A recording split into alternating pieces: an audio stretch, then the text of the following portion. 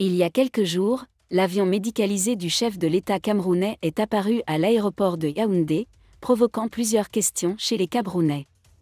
Le chef de l'État va-t-il repartir à l'étranger? Ou les nombreux déplacements internationaux pour assister au sommet européen, les modalités d'évacuation d'urgence en cas de détérioration de l'état de santé de Paul Biya. Désolé de vous interrompre, ce rapport peut contenir des commentaires soumis au choix de l'auteur. S'il vous plaît, si vous êtes nouveau sur cette chaîne, veuillez vous abonner et activer la cloche de notification. De cette façon, vous serez averti lorsque nous publierons de nouveaux rapports sur cette même chaîne. Merci. Le président Biya effectue actuellement un voyage très chargé en Russie, où il a eu une rencontre historique avec le président russe Vladimir Poutine, un sommet à Paris il y a quelques mois et un sommet entre les États-Unis et l'Afrique. Sauf changement, il est possible d'assister au sommet des BRICS en Afrique du Sud du 22 au 24 août 2023.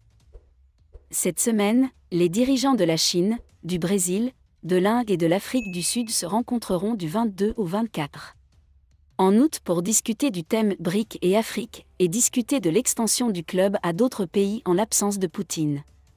Nation. Le 15e sommet des pays BRICS, Brésil, Russie, Inde, Chine et Afrique du Sud, se tiendra du 22 au 24 en août dans un grand centre de conférence à Santon, dans la banlieue de Johannesburg. Si Lula, Xi Jinping et Narendra Modi se présentent aux côtés du président sud-africain Cyril Ramaphosa, il manquera un personnage clé, Vladimir Poutine.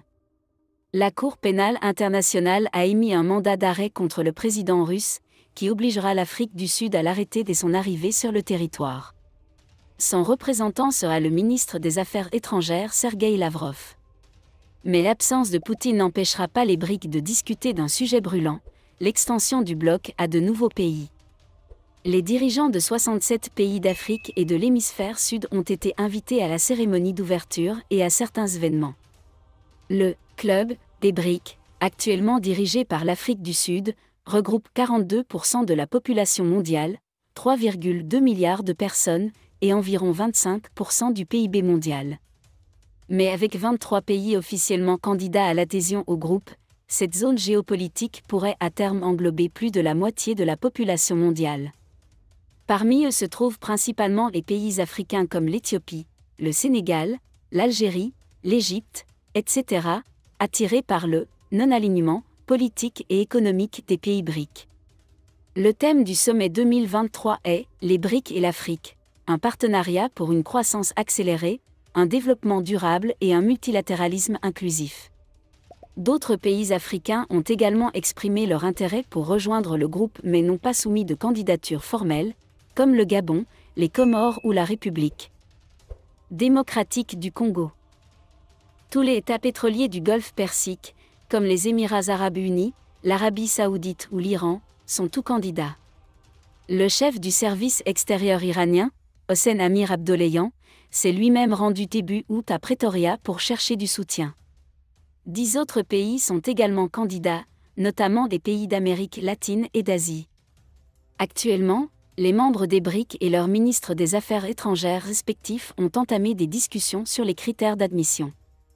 Les discussions se poursuivront lors du sommet de Johannesburg. Ce n'est pas la première fois que les pays BRICS envisagent d'intensifier leurs efforts. L'Afrique du Sud a rejoint le groupe en 2010, un an après son premier sommet à Ekaterinbourg, en Russie.